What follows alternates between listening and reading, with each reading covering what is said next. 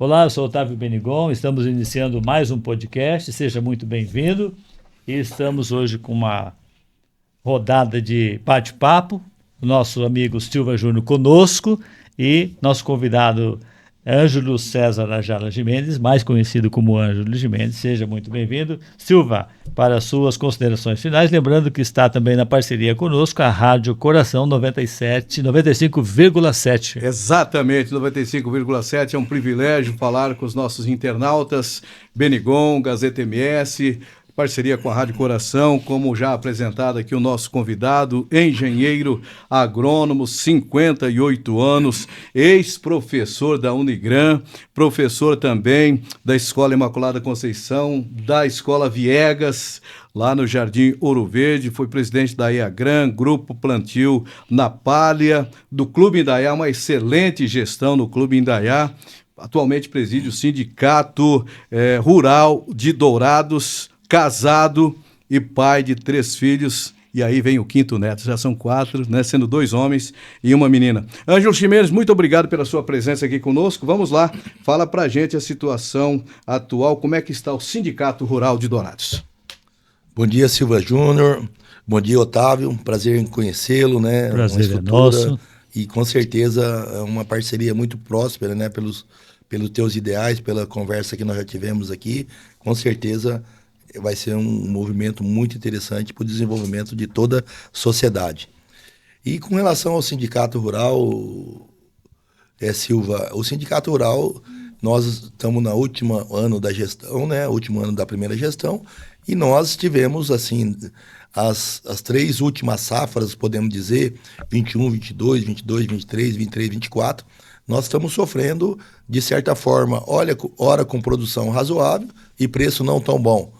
Ora, produção não tão boa e preço não tão bom. Então, as 3 últimas safras de soja e de milho, nós estamos com intempéries climáticas e problemas também de custo de produção e também problemas de produtividade, produção de uma forma geral. Então, o Sindicato Rural, de uma forma sindical, ele vai muito bem. É muito bem representado, é filiado à FamaSul, que é a Federação das Associações de Sindicatos Rurais do Mato Grosso do Sul, que é filiada à CNA, que é a Confederação Nacional da Agropecuária. Então, politicamente, nós temos discutido muitos assuntos, principalmente os temas mais propícios que tem, de invasão de terra, questão indígena, questão de comercialização de grão. Tem N temas que nós estamos discutindo. Mas, por outro lado, na nossa cidade reflete... o Brasil é 1/3 do PIB do agro, né? Mas eu diria para vocês que o PIB douradense e da cidade sul-mato-grossense, um estado que é essencialmente agropecuário, quando o agro vai mal, toda a sociedade sente os reflexos da falta de circulação de recursos financeiros, da não aquisição de insumos, de um modo geral, que a cidade tem, desde material de alimentação, que é básico, mas procura até se restringir ao mínimo necessário, a questão de vestuário, a questão de outros investimentos, aquisição de máquinas. Toda uma cadeia econômica. Toda uma cadeia econômica. Então, o Sindicato Rural hoje, Silva, ele está discutindo assuntos, principalmente econômicos, e tentando orientar o agropecuarista nesses momentos que estamos passando.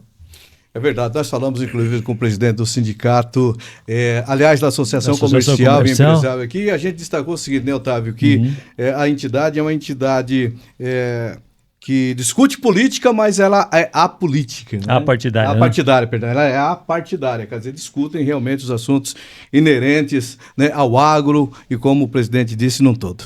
É verdade. Ângelo, no cenário nacional, qual é o alinhamento que você vê, qual que é a projeção do nosso município com relação à questão nacional? Nós estamos mais ou menos na mesma proporção de número, como que está Dourados no cenário nacional? Dourados, eu diria, quando você fala nacionalmente, qualquer pessoa, eu tive a oportunidade de participar de uma comissão temática de crédito rural em Brasília, certo, representando, nós éramos em 3, representando a nível de Brasil. Eu representando o Cerrado, vamos chamar assim, todo o estado do Mato Grosso do Sul, Mato Grosso, Centro-Oeste de um modo geral. Certo. Um colega de de Cascavel, representando todo o Sul, e um colega de São Paulo, representando toda a estrutura mais de um estado mais industrializado. Teve muito bem representado lá na nossa região por você. Parabéns. Eu assim, na época que nós fomos representantes, nós éramos representantes do Conselho Federal de Engenharia e Agronomia e também indicado pelo MAPA, pelo Ministério da Agricultura, enquanto a Tereza Cristina esteve lá no Ministério da Agricultura. E quando se fala de Dourados, Otávio, Dourados é uma cidade, diferentemente de outras cidades, por exemplo, até de Campo Grande, porque Dourados tem uma circunvizinhança muito grande. Nós temos 33 municípios que estão em torno de Dourados, que são totalmente dependentes. Educação, faz a composição da Grande Dourados. Né? Faz a composição da Grande Dourados. Educação, saúde, a questão médico hospitalar, enfim, shopping. Muitos empresários investindo em Dourados até como moradia, até como uma segunda moradia, um apartamento, um terreno aí onde o filho vem fazer faculdade, uma questão educacional em Dourados é muito forte. Quando você fala a nível nacional, Dourados, eu sempre falo com o pessoal de algumas trading de São Paulo, mais no agro, eu sempre falo com alguma rede de comunicação quando tem alguma frustração aqui, o pessoal sempre tem Dourados como ponto para começar as discussões. E quando acontece... Referência. Né? E quando acontece alguma situação a nível de Brasil, Dourados é referência. Então, Dourados ele é uma cidade que ela tem, uma vez conversando com o seu José, que é dono da Impasa, antes da Impasa chegar em Dourados, quando estava escolhendo ainda seu terreno, partindo lá de Nova Esperança, Paraguai, primeira unidade, né? Isso. Conheço lá, já estive visitando lá a cidade. Eu tive a oportunidade de conhecer o seu José. Legal. Assim, ele estava no sindicato rural antes de construir as unidades, né? E falou, eu queria falar com o presidente, né? E eu era o presidente já. E eu falei, sou eu, né? Uma pessoa muito simples. Aí que o empresário, eu falei, que o senhor, com uma estrutura muito boa no Paraguai, estrutura em Sinop, tem outra cidade lá, se não me falha a memória, outra cidade lá no Mato Grosso, e aqui é a 5ª unidade. Ele falou para mim, Ângelo, Dourados vai ser a nossa matriz. Você vê? Dourados. Eu falei, mas por que, seu José? Ele falou, tá perto do Paraguai, tá perto de São Paulo, tá perto do Paraná, é um centro de distribuição, só que o que nós precisamos e temos que unir, ontem o Paulo Campione esteve falando aqui, que é o presidente da Associação Comercial, e o Sindicato Rural tem uma parceria muito forte com a Associação Comercial, nós temos que nos unir e varrer para dentro, né, a questão política, a questão empresarial. Por quê? Porque nós não podemos Dourados perder para outros municípios por conta de logística, né? Então nós precisamos estar muito alinhados, né? Eu acho que uma das coisas que comentam-se muito fora de Dourados Dourados precisa se juntar politicamente, empresarialmente, para quê? Para ter uma logística forte, porque a estrutura, a localização de Dourados é muito privilegiada. Muito boa, muito estratégica, né? Ô Ângelo, nós estamos passando por um período de estiagem, né? Estiagem até prolongada, a gente passou por Até então, né? Até então, é verdade. E com isso a gente tem visto aí um impacto, estava havendo aí um impacto negativo nesse setor. Graças a Deus, a chuva está chegando, está voltando, né? Para a agricultura, pecuária, enfim, para o agro em geral, Ângelo, na região de Dourados e no Mato Grosso do Sul. O que dá para se falar? Qual que é essa realidade? Enfim, uma questão preocupante com relação à seca, mas agora a chuva chegou. Nós assim, Dourados, eu cheguei em Dourados em 67, eu nasci aqui no Mato Grosso do Sul também, mas Bela Vista, 66, 65, 66, fui para Ponta Porã, 67, cheguei em Dourados. Então, os climas de Dourados, o clima do Centro-Oeste, nós não temos nem o clima do Sul, nem o clima do Norte. Nós estamos numa região de transição. Né? Hoje todo mundo é meteorologista, né? Porque o pessoal vê as previsões e sai falando, mas é preciso entender os ciclos que acontecem na nossa região. Eu não sou também meteorologista, mas minha formação de engenharia agronômica, eu tive duas disciplinas que tratavam especificamente dessa questão. Então, nós estamos numa região de transição. E nós somos sabedores que, a partir de março, começa a estação da seca e vai até fim de agosto, né? Onde setembro inicia a estação das chuvas, onde vai fazer a semeadura das culturas de verão. Nós estamos saindo das culturas de inverno, estamos em pleno inverno, e vamos entrar nas... Essa estiagem, eu diria que é previsível, só que os fenômenos climáticos que vêm acontecendo na nossa região, isso faz com que nós precisamos entender melhor o clima, e eu vejo que isso é cíclico, né?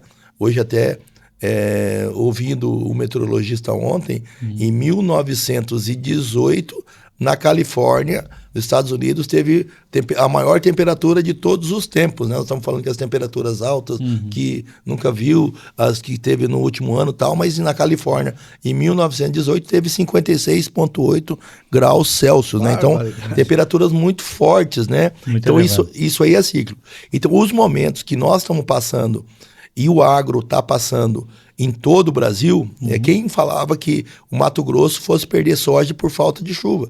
E essa safra 23-24 perdeu o Mato Grosso, que tem uma regularidade de chuva maior que nós, perdeu por falta de chuva. E Dourados também, né? Nós tínhamos um fenômeno El Niño, né? Aqui na região, e o fenômeno El Niño é um fenômeno que dá as precipitações, as quantidades de chuvas necessárias, porém, nas chuvas no verão 23-24, esse El Niño não foi tão consolidado, né? Nós estamos entrando no fenômeno Laninha agora, que é o contrário do Laninha, que também são chuvas menos regularizadas também. Então, o que nós falamos, né? Agronomicamente, a estiagem, o vegetal é um ser vivo. E a partir do momento que você não tem chuva na época adequada, de germinação, de florescimento, de enchimento de grão, as perdas são imensuráveis, né? E o que aconteceu e está acontecendo nessa safrinha. Agora você me pergunta, por exemplo, está chovendo desde segunda-feira, desde hoje o dia 11, desde o dia 8, né? Essa chuva está sendo suficiente para a chuva, Otávio, assim, o que acontece? O lençol freático, porque o que acontece? Às vezes você está numa seca danada, você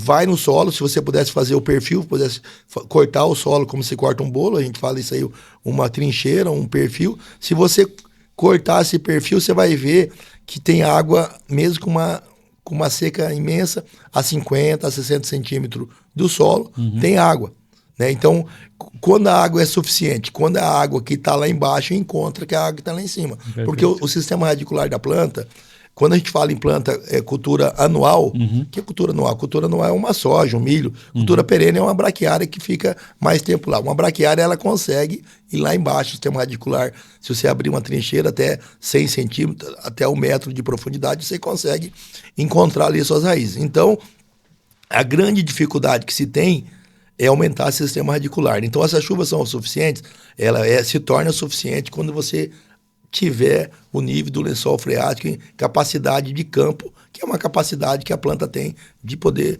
pegar as águas, e a boca da planta é o sistema radicular. O que podemos falar, então, da safra 2024-2025, em termos de perspectivas dentro desse cenário? Então, para o sul do Mato Grosso do Sul, que eu estou falando aí, que é um clima, se você falar, para o sul vai ser seca. Rio Grande do Sul, Santa Catarina, Paraná. Para o Mato Grosso do Sul, esse Campo Grande para baixo, as chuvas, ela faz um caminho, aonde ela inicia, aonde começa a estação das chuvas, início de setembro, né? Termina o vazio sanitário dia 15 de setembro, a partir de 16 de setembro pode fazer semeadura da soja, que é a principal cultura, que gera mais divisa para o estado e para o Brasil. É verdade. Ela começa. Então, o que vai acontecer? Isso são previsões, né? Previsão. O que deve acontecer? Chuvas vão acontecer, mas as chuvas vão ser irregulares. Por exemplo, vai na fazenda do seu João, deu 35 milímetros.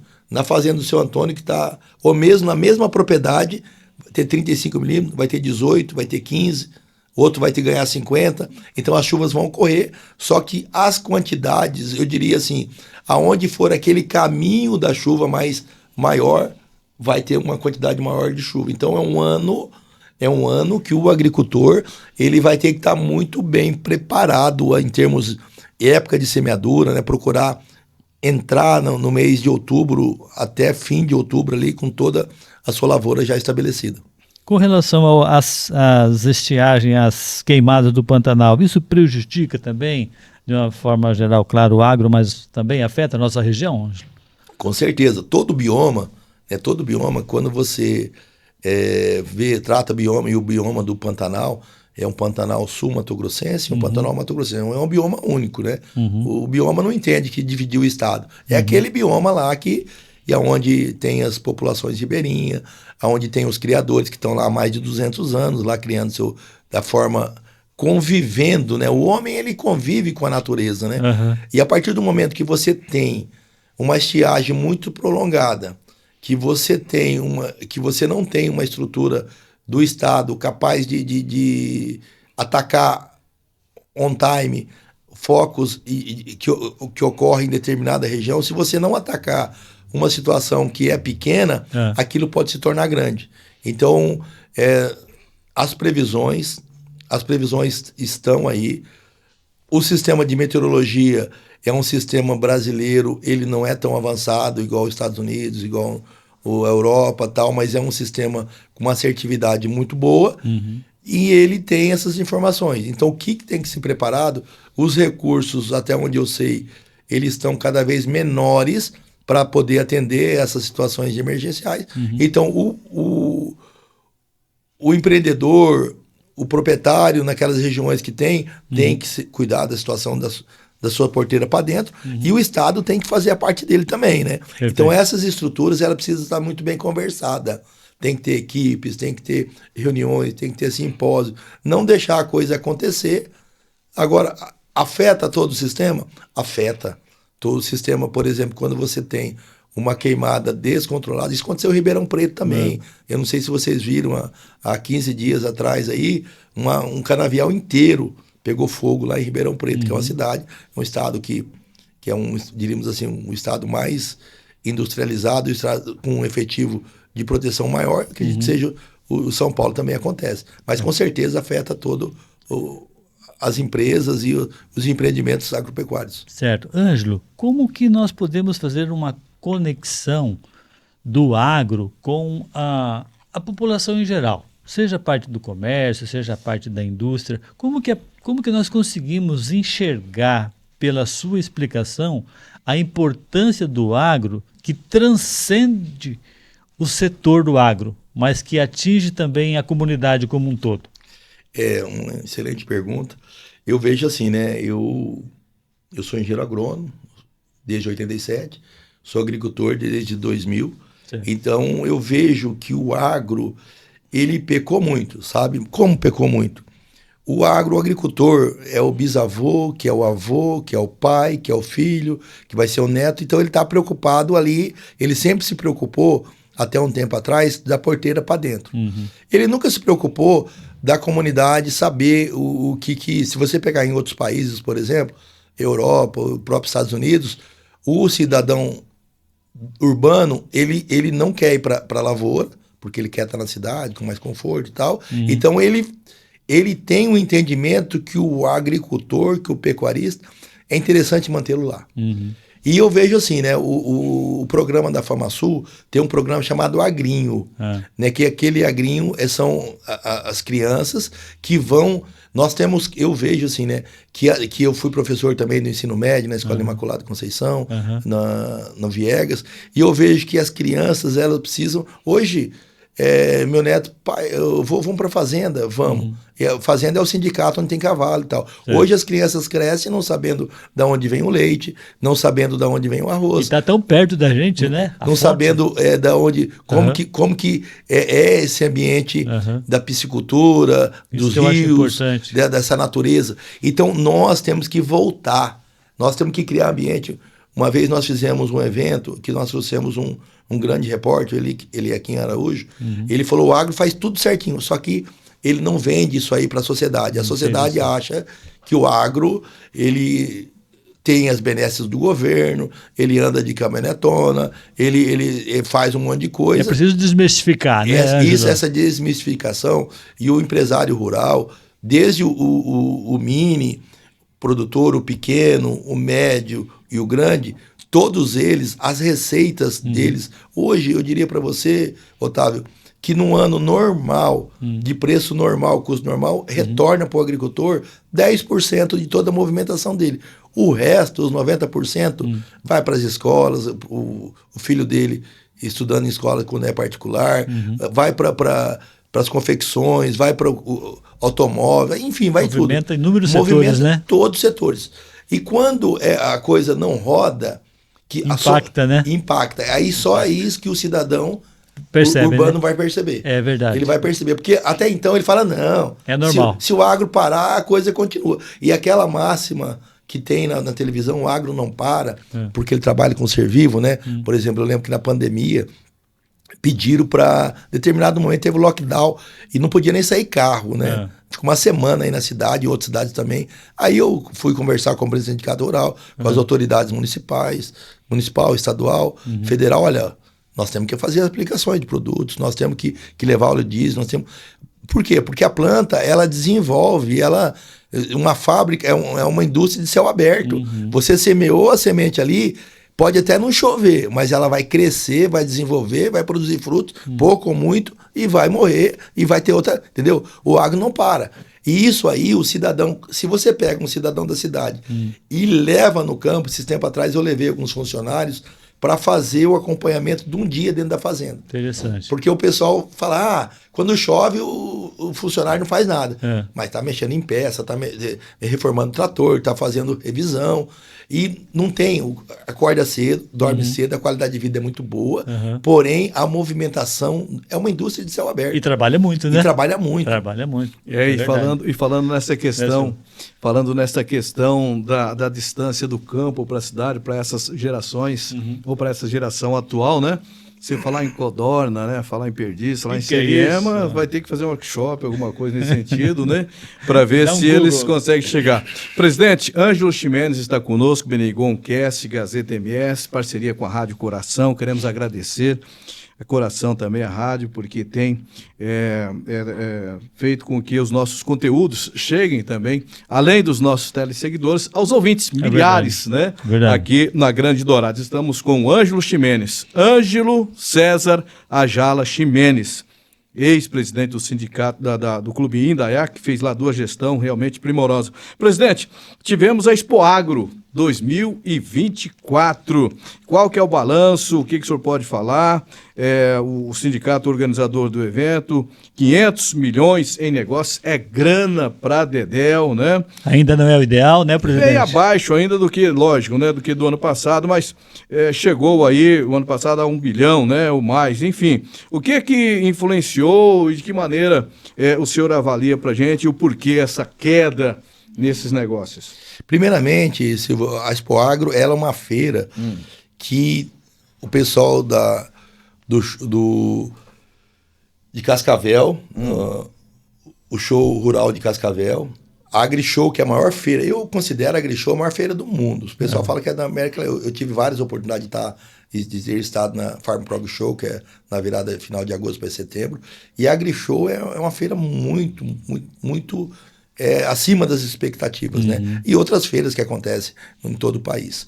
Então a Expo Agro, ela está dentro desse calendário a nível, quando o Otávio me perguntou lá como que é a posição de Dourados, quando o pessoal vai marcar alguma data, já liga. Quando que vai ser a Expo Agro? Olha só. 24. Interessante. Todo mundo quer saber. Por quê? Para não marcar outra data, porque para não coincidir data. Não conflitar, né? Então a Expo Agro, ela gera, quando tem Expo Agro, hotel não tem vaga. Sim. A rede hoteleira no geral. A rede hoteleira no geral, o comércio de restaurante, o comércio de materiais do agro, de materiais, as mulheres principalmente querem se vestir da forma que é o agro, né?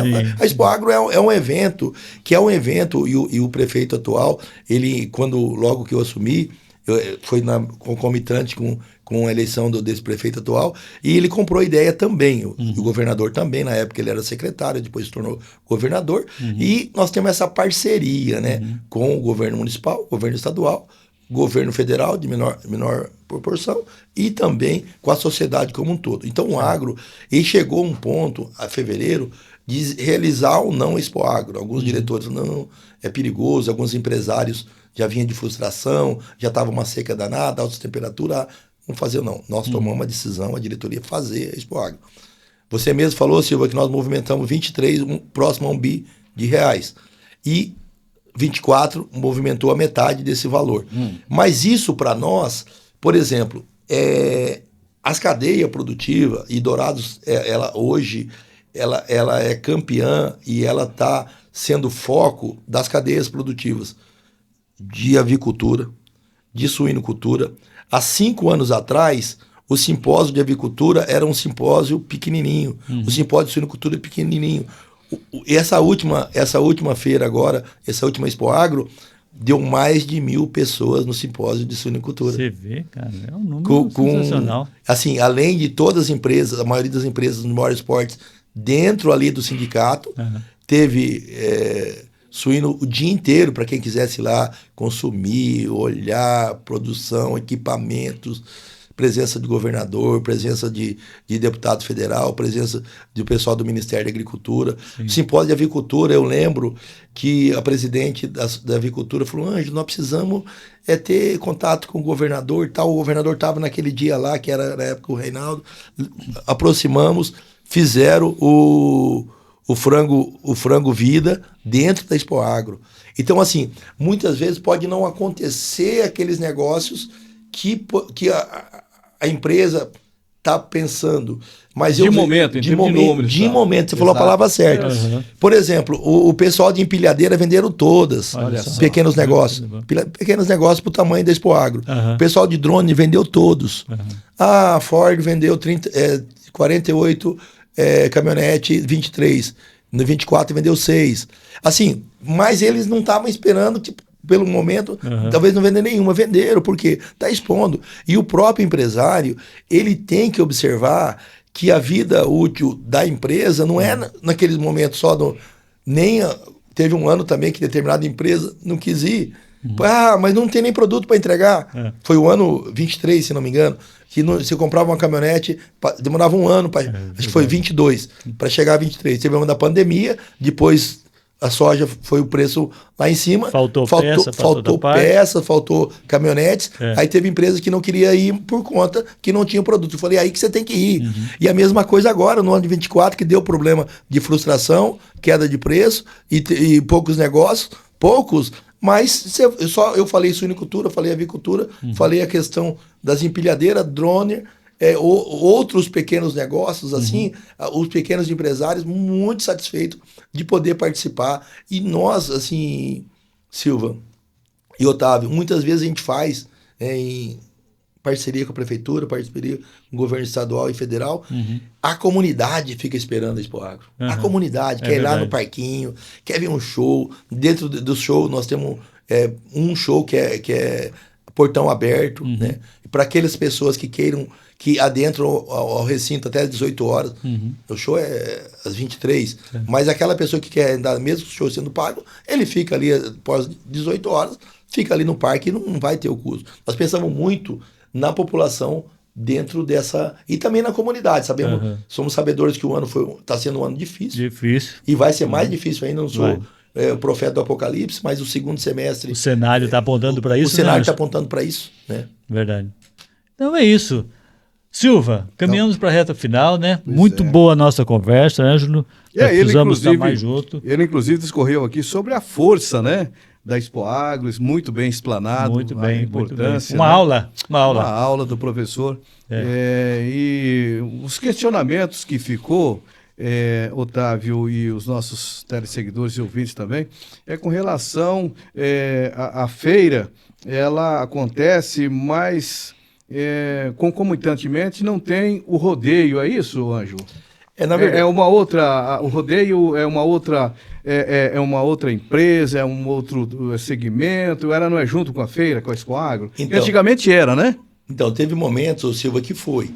Inclusive, esse ano era para ser. O problema, a questão é o seguinte, nós temos que, a maioria das feiras, se você pegar AgriShow, se você pegar Showtech, se você pegar Show Rural, começa às 8 e termina às 18. Ponto. É só feira de negócio. A feira de Dourados deve ser uma das únicas do mundo, que é a feira de negócios e tem shows junto. Entendi. E os empresários não gostam disso, de um modo geral. Já pensou? Os empresários, assim, o cara que vai lá, tem uma empresa, ele quer fechar o boteco dele, desculpa a expressão, Pode falar. o negócio dele ali, 18 horas, ir para casa e voltar só no outro dia. Porque é muito cansativo.